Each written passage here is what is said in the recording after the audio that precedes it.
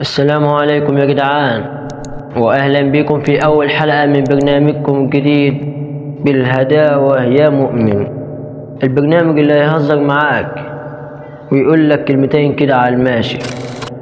بص يا سيدي، احنا لا مشايخ ولا فقهاء، احنا ناس عاديين بنشوف اللي بيحصل حوالينا ونضحك، بس برضه بنفكر ونحب نفكرك.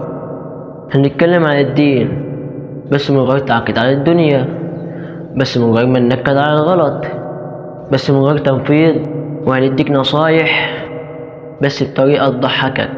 الفكرة كلها اننا نبقى خفاف كده على القلب، بس تسيب جواك كلمتين يمكن تفتكرهم وانت لوحدك او وانت بتضحك. الموضوع مش تقيل ولا فيه هزار على الفاضي، هنهزر بس مش هننسى ربنا، هنقول الصح بس من غير صباع مرفوع، يعني بالهداوة كده يا مؤمن.